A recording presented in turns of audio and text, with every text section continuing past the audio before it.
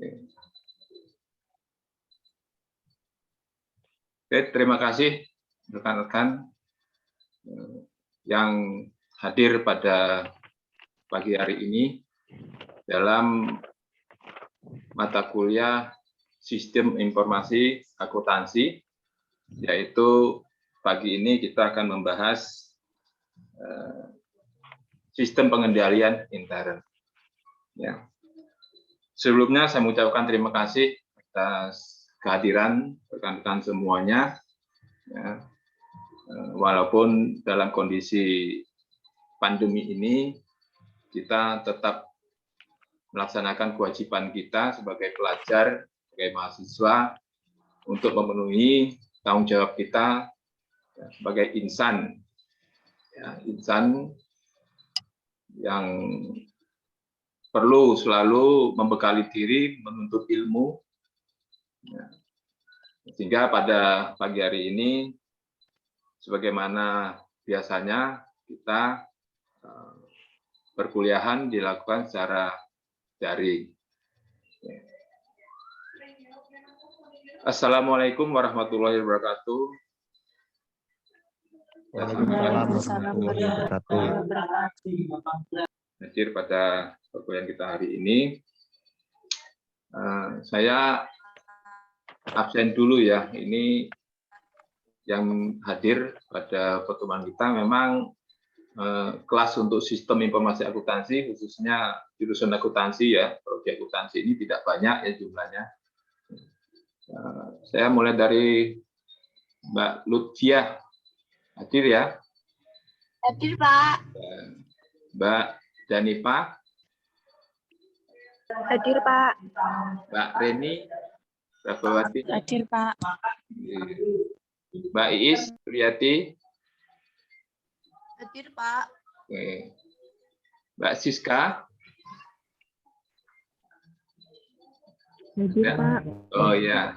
Mbak Rina Priyati. Hadir, Pak. Mas Tri Cahyono. Hadir, Pak. Hadir, Pak. Mbak Delta, Mbak Deta ini, Mbak Deta. Hadir, Pak.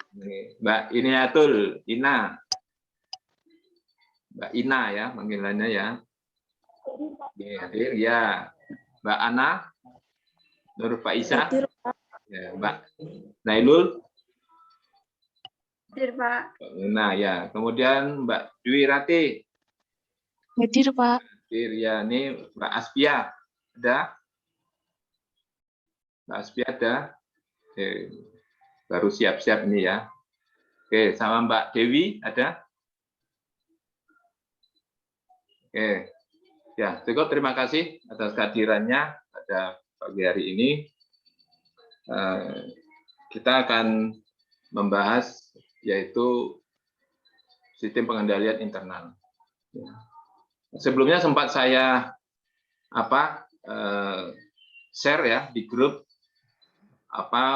materi yang akan saya sampaikan pada pagi ini. Mudah-mudahan sudah dibaca ya.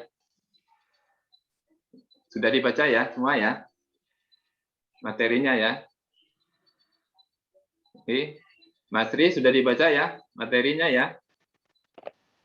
Iya. Ya. Belum Oke. di-share, Pak. Ya. Sudah, Ya, Pak. Belum bisa. Sudah, Pak. Oke, mudah-mudahan sudah semua membaca sehingga pagi ini kita langsung pada pembahasan. Baik, saya izin share dulu ke materi.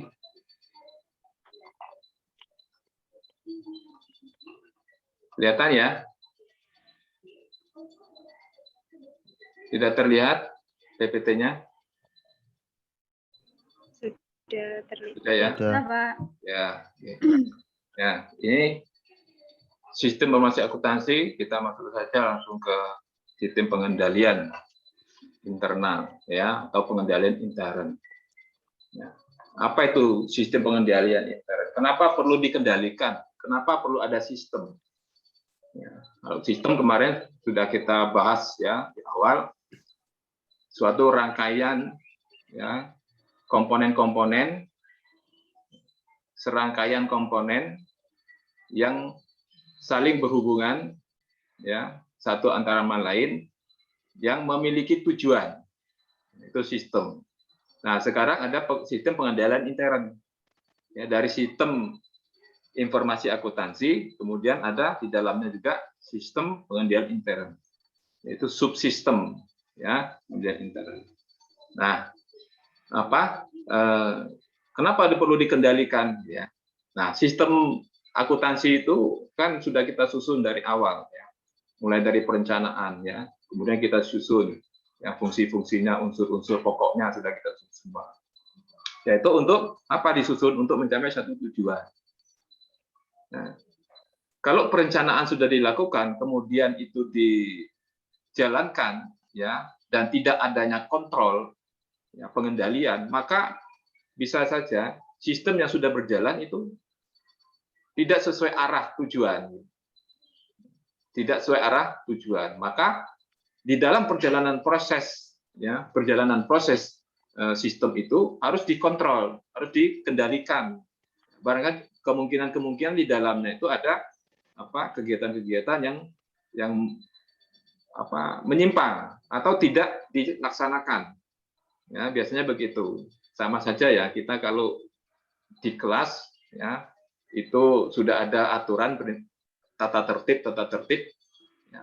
Apakah di dalam pembelajaran tata tertib itu dilaksanakan sepenuhnya, ya, untuk supaya tujuan pembelajaran itu tercapai? Kan tidak. Jadi perlu dikendalikan, itu.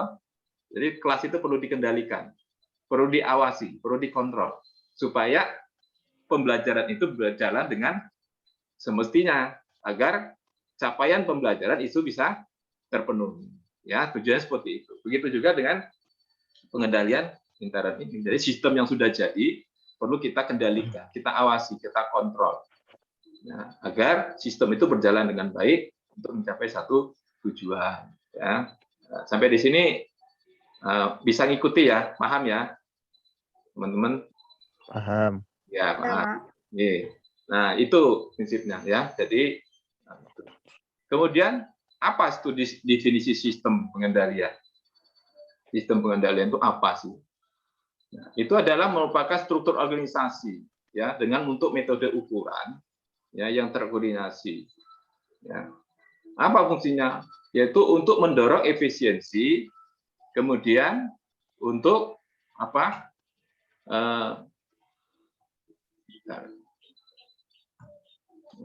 Untuk mendorong efisiensi, kemudian dipatuhinya kebijakan manajemen. Ya, seperti itu. Kemudian apalagi untuk menjaga kekayaan organisasi, untuk menjaga kekayaan organisasi. Ya, nah, ini pentingnya. Nah, jika sistem itu dikendalikan, maka organisasi tersebut akan terjaga, ya, kekayaannya. Kemudian akan mengecek ketelitian dan keandalan dari data akuntansi. Jadi seperti itu, pengendaliannya seperti itu.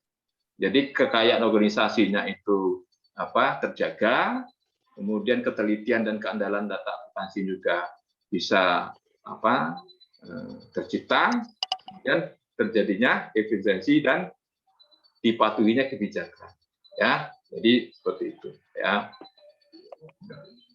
Kemudian di dalam pengendalian intern akuntansi, ya, itu ada dua macam, yaitu pengendalian internal accounting-nya, kemudian pengendalian internal administrasi. Jadi ada dua pengendalian. Kita kendalikan semua. Ya. Accounting-nya kita kendalikan, kita awasi, kita kontrol, ya, agar laporan informasi itu berjalan dengan baik, ya, agar untuk mencapai satu tujuan, ya. Kemudian administrasinya juga kita kontrol. Jadi ada dua itu, ya.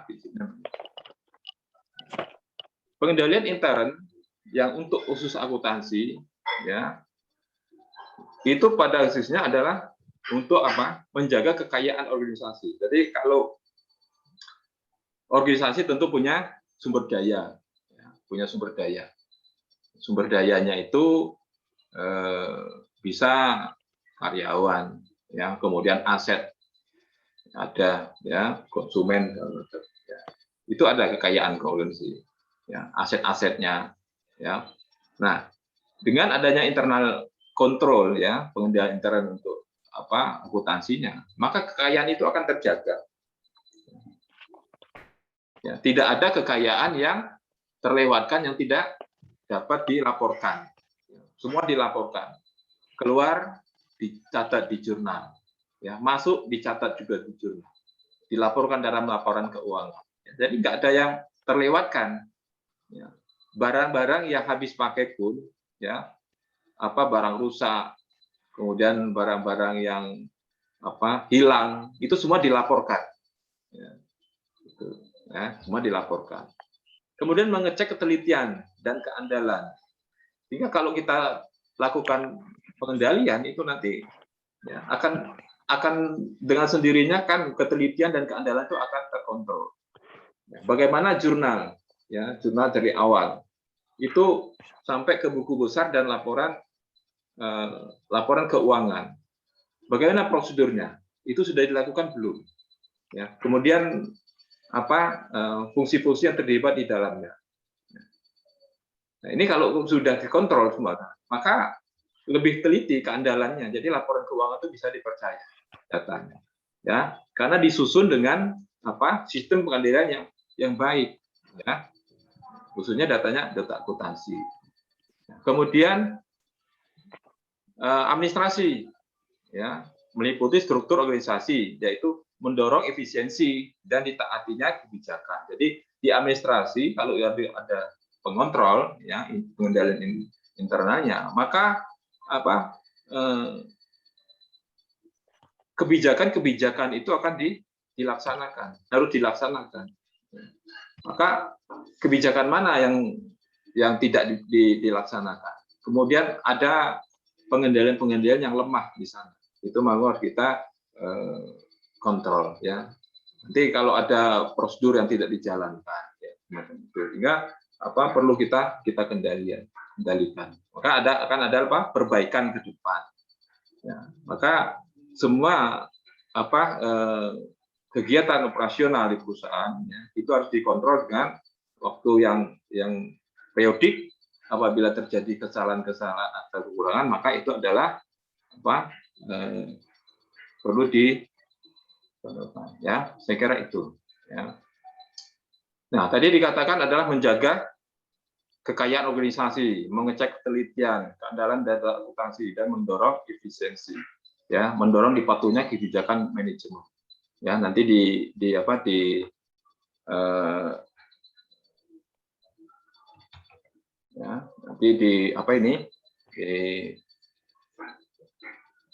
kekayaan organisasi, kemudian ketelitian, ya, untuk tujuan pengendalian internal, ya. Kemudian mendorong efisiensi dan mendorong dipatuhinya kebijakan itu adalah termasuk dalam pengendalian administrasi, pengendalian intern administrasi. Sampai di sini ada yang bertanya? Mungkin Mas Tri, ada yang bertanya? Ada, Pak. Ya, silakan. Saya mau tanya, dalam organisasi itu kan, apakah struktur organisasi itu sangat penting? Terus prosedur apa saja kan harus dijalani agar organisasi dapat berjalan secara lancar? Oke, terima kasih, Mas. Untuk organisasi, ya, itu penting struktur itu. Ya, sistem tidak akan bisa terbentuk tanpanya struktur organisasi. Ya, ini. Jadi kalau satu organisasi tidak ada strukturnya, maka itu dikatakan bahwa organisasi itu belum memiliki sistem. Ya, sistem itu berdasarkan dari struktur dulu. Kemudian dari struktur itu ada kewenangan, pembagian tugas. Ya, di situ, ya, ada kontrolnya di situ, ya, untuk mencapai satu tujuan. Jadi penting, Mas Ri, ya. Jadi sistem itu terbentuk, tersusun, ya, dengan syarat harus adanya organisasi dan struktur organisasi. Ada pimpinan, ya, kemudian ada pejabat-pejabat di bawahnya, ya, wakil segala macam, ya. Dan ini yang menunjukkan bahwa organisasi itu memiliki sistem, ya. Mungkin ada yang lain? Iya.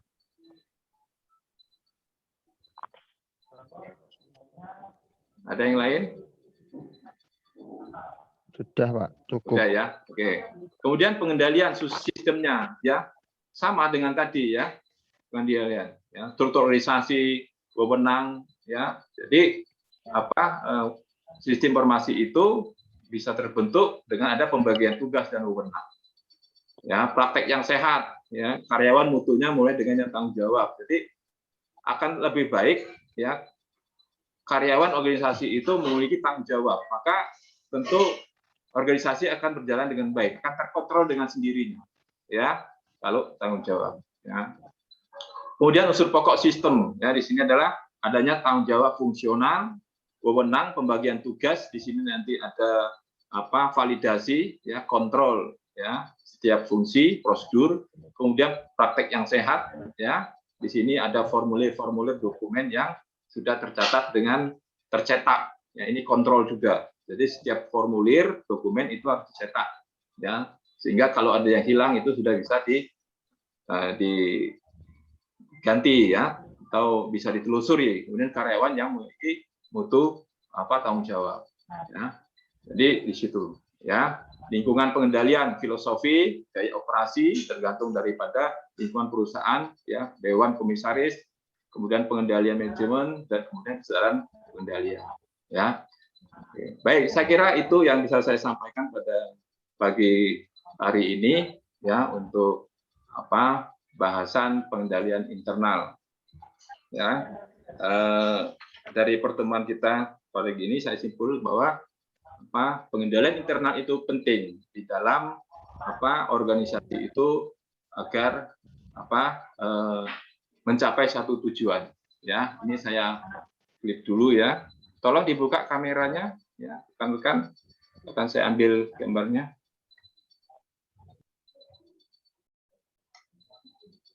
Atau Mas Tri, bisa diambilkan Mas Tri, tolong Mas Tri. Di screenshot ya. Yang lain ikut ya, jangan hilang ya. Gimana, Pak? Di screenshot ya, atau di foto saja. Screenshot aja. Ya, dibantu yang lain ya supaya dengan Pak Tri saja, nanti ada kalau mungkin ada yang kelewat. Mas Tri sudah? Sudah. Sudah ya. Oke. Saya coba. Saya kira itu ya untuk pertemuan kita pada pagi ini, kuliah kita ya. Semoga bermanfaat untuk kita semua ya. Saya mengucapkan terima kasih atas kehadiran teman-teman semua. Ini